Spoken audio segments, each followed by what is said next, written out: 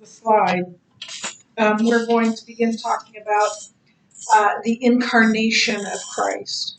And here it is in John 1, 14 through 18.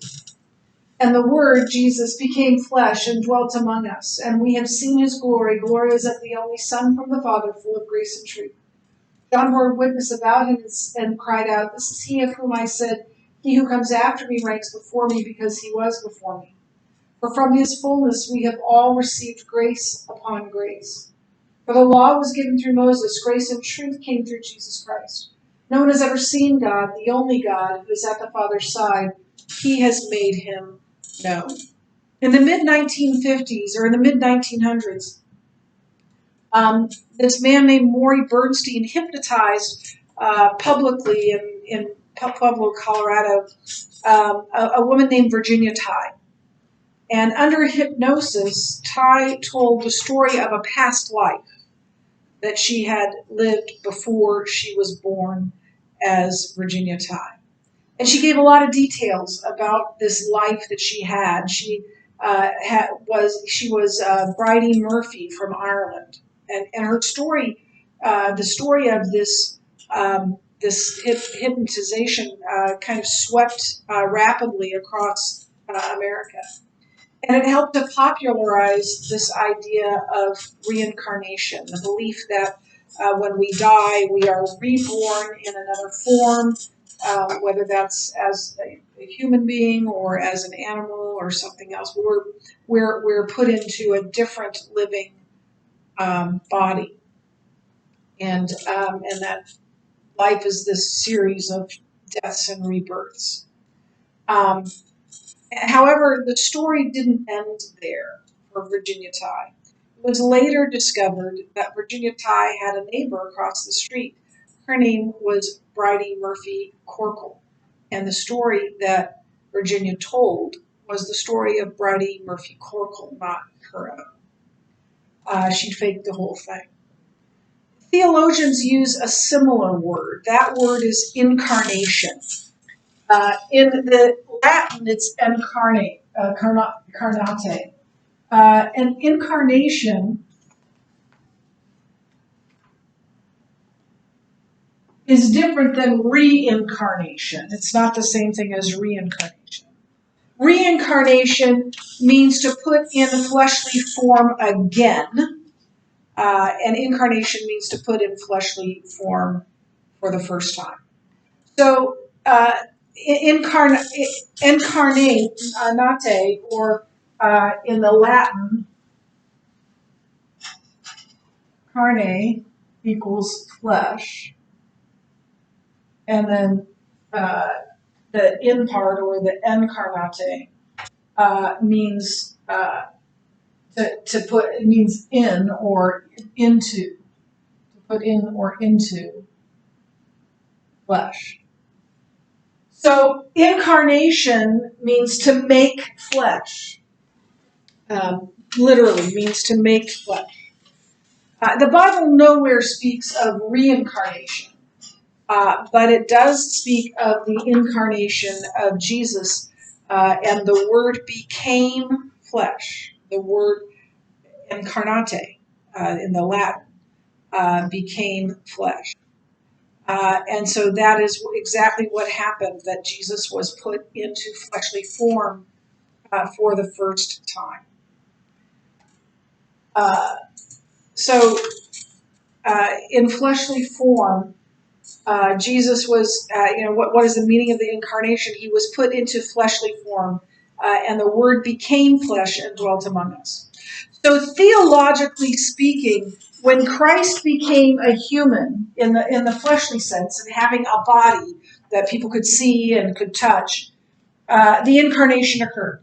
So at his birth in Bethlehem, God became a human being in the flesh. So when verse 14 says, "And the Word became flesh," it means that Christ became flesh. He was put into a mortal body. In John 1:1, earlier in John 1, it says, the Word was with God, and the Word was God. He was in the beginning with God. All things were made through him. A similar word. In fact, we talked about that word. We talked about was agneto, to make. And so that word is the same as he became flesh. And this shows his preexistence. Because John says that he who came after me ranks before me because he was before me. He has always been. He was spirit, and then he became flesh, became a human being. So God, who is spirit, had never been in human form before. For the first time, the Word became flesh. God became a man, and that is the story of Christmas. That is the Christmas message. Jesus wasn't just any little baby in Bethlehem. He was God in the flesh, God incarnate. Now, had God appeared in human form before Christ was born in Bethlehem? Can you think of any times in the Bible that God appeared to people? Yeah. In the fire. Shadrach, Meshach, and Abednego, right? In the fire. And there was a fourth person. Who was that person? A lot of people believe that was the pre-incarnate Christ. Any others?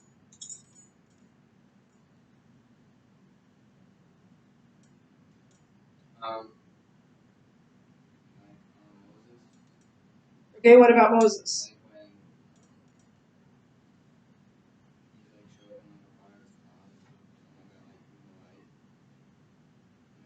He had to wear a cloth. Yeah, so God's glory passed behind him. I would say the burning bush would be an example as well, that God appeared as a burning bush.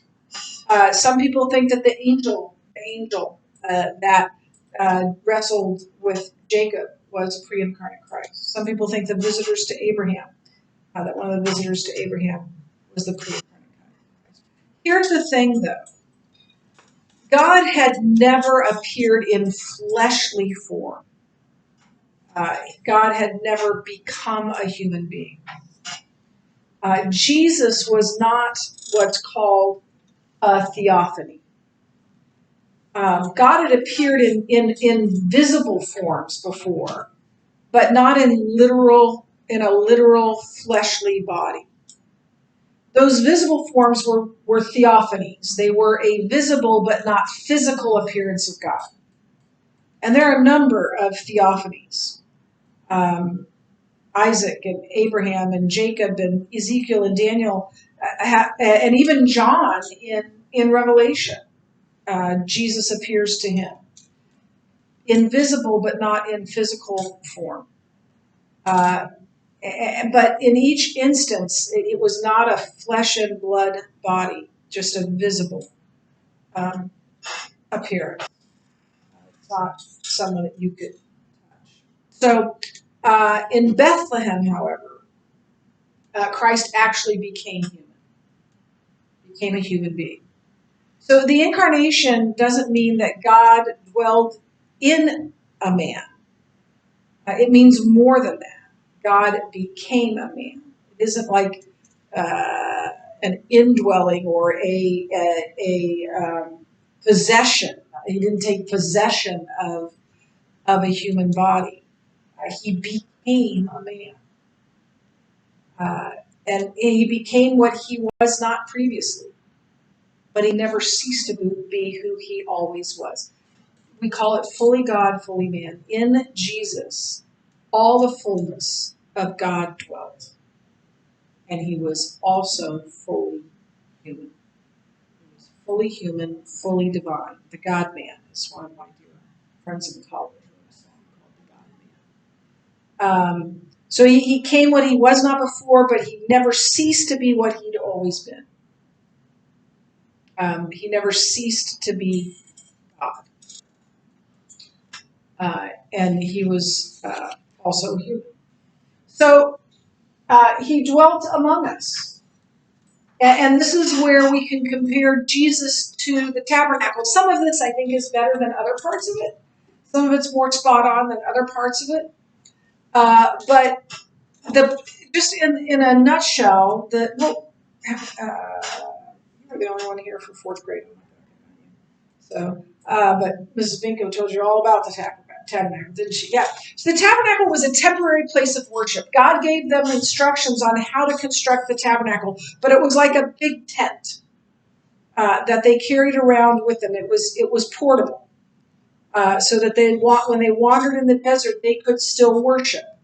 They had a place of worship in that desert. My husband has this dream. I do not share this dream. When we're retired, he wants to get an RV, and we'll travel around in our RV. The problem is, there's multiple problems. I haven't squashed his dream. I'm letting him have his dream. Maybe not literally. One problem is that I don't like to camp. I hate camping. I do. I used to tell people that I was raised in a really different way than most people. That my idea of camping is a hotel without room service. That's camping. That's roughing it for me, right? And then the other thing is that I love my husband, but he's kind of cheap. So I know the RV we are going to get is not going to be the RV I'm picturing in my mind. That looks like something a rock band takes on the road, right? I do not think that's going to be our RV. So, but that's what this is. They traveled around, and they took this tent with them as they camped in the desert.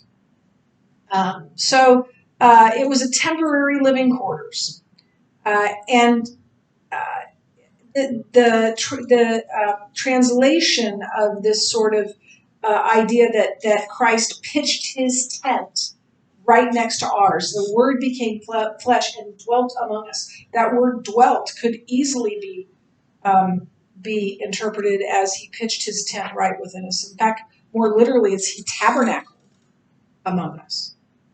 And so it reminds us of the tabernacle and how Christ is like the tabernacle. It was a foreshadowing of Christ. So we're going to make a few comparisons. Some of these are better than others. This is a mock-up. This isn't the actual tabernacle. We don't have that anymore. But this is what it might have looked like. The tabernacle is the tent, and then that's the altar that animals were sacrificed on the outside. So it was temporary. It was never intended to be their permanent place of worship. It was intended to go with them in the desert when they settled in the Holy Land, when they settled in Israel and they took over Jerusalem. They were to build a temple. It took them a long time to build a temple. And the tabernacle served as their place of worship through all of that time. Jesus also, in fleshly form, was temporarily human. When he ascended to heaven, he returned to the state he had before he was born. Yes? You said it took a long time to make him like the first time, or every time? It took a long time to build the temple that replaced the tabernacle. The temple to replace the tabernacle. The schematic of both of them, sort of the layout of both of them, were very similar, but the temple, of course, was permanent and much grander than the tabernacle. So Christ was in fleshly form for 33-ish years, and he was constantly on the move during that time. He was the place where God dwelt, but he was there temporarily. Now this next one, I'm going to change the wording of it for you, so please write this down underneath. It says that the tabernacle was outwardly unattractive. Scripture doesn't tell us that he was unattractive, that Jesus was ugly. In other words, here's what, this is a prophecy concerning Scripture. And what it's telling us is that Jesus looked like any other Jew. He didn't look out of the ordinary. For he grew up before him, before God, like a young plant and like a root out of dry ground. He, Messiah, had no form or majesty that we should look at him, and no beauty that we should desire him. He didn't look different. You know all those paintings that have the halo, and he's got this glow, and he looks different from everyone else? He looked like a normal Jew. I read somewhere that the average height of a Jewish male in Jesus' day was about 5'4". So he was short, he had dark skin, he had dark hair, he probably had a beard, probably had long hair, although some people did have short hair back then. I'm not going to say that he was unattractive. I'm going to say that he looked like an ordinary Jewish male. He didn't look like anything or anyone special. Outwardly look ordinary. Yeah. Now, on your quiz, you might see unattractive. So just remember that. And then the tabernacle was God's dwelling place on earth. The tabernacle was not much to look at on the outside, but it was beautiful on inside. And it had curtains that were blue with gold and red. They were very colorful. And then the furnishings were made of pure gold. The Ark of the Covenant that held the Ten Commandments and a few other things, a jar of manna and eventually Aaron's staff, was beautiful with this gold rendering of two angels, cherubim on the top. It may have looked something like this. I don't think we can know exactly, but that was God's dwelling place. There, it was called the mercy seat, and there in this most holy place. The first room was called the holy place, and the second room was called the most holy place. God's presence dwelt among his people. And this was the Ark of the Covenant was the only furniture in that tabernacle. That wasn't true of the temple, but it was true. So God essentially lived above that mercy seat of the cherubim, and he manifested his presence among his people. He pitched his tent among his people, and that's exactly what John 1 tells us Jesus did. So all of this is a picture of Christ.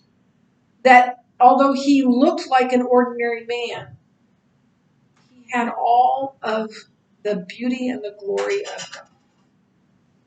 So during the years that Jesus tabernacled among men, God dwelled in Israel.